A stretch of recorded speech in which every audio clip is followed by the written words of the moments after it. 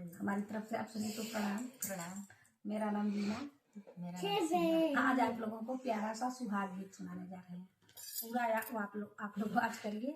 हमें विश्वास है आप लोगों को पसंद आएगा। चैनल को सब्सक्राइब करें, लाइक करें, शेयर करें, कमेंट में जरूर आप लोग बताइए तो हम लोगों का गाना आप लोगों को कैसा लगता है। बहुत बहुत धन्यवाद।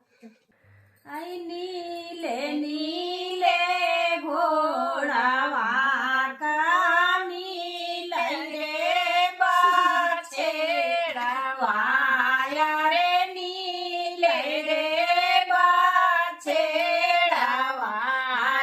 रे नीले राला सलीला गाम रानी का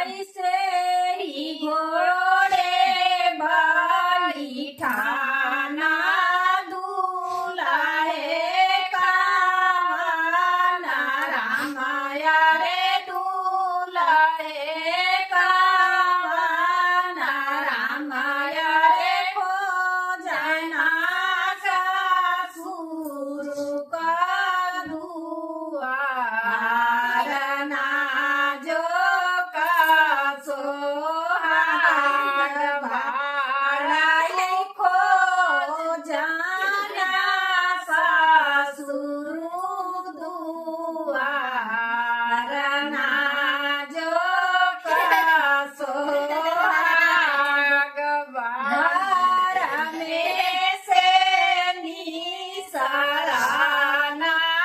सारे हो कावाना रामाया रे सारे हो कावाना रामाया रे थारी लेना घोड़े का लगाम जो का सोहाग बाण उदाई लेना घोड़े का लगाम जो का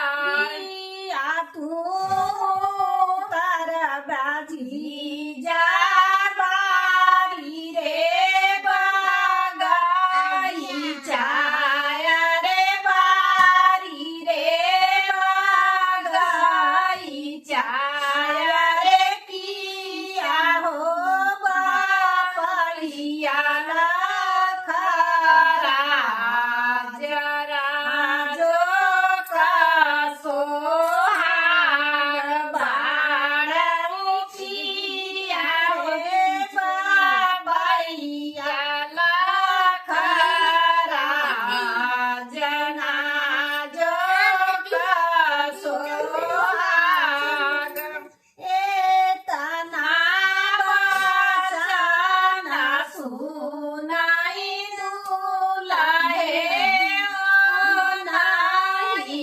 रामा दुलाहे ओ नाही रामा सुना सारे बतिया मारना जो का सोहाग बाड़ा सुना सारे बतिया मारना जो का सोहाग नाही हम उतर सारे बारी रे बागाई छाया रे बारी रे बागाई छाया रे नाही हो बापलिया खरा जना जो का सोहाग बाड़ा नाही हो बापा बिया लाखरा जना जो कसो माताऊ तर बैसारे ओ हरे माड़ाऊ आया रे तो हरे माड़ाऊ आया रे यह बसारे बहिनी तो हारना जो कसो हारबाई बिया बसारे बहिनी तो हारना जो कसो हारबा। इसी तरह आप लोग भाइयों का नाम लेके सारे हो कौन राम सारे हो कौन राम भाई जितने रहते हैं सबका नाम लिया जाता है, इसी से बढ़ जाता है। बहुत बहुत धन्यवाद। पूरा आप लोग वॉच करें।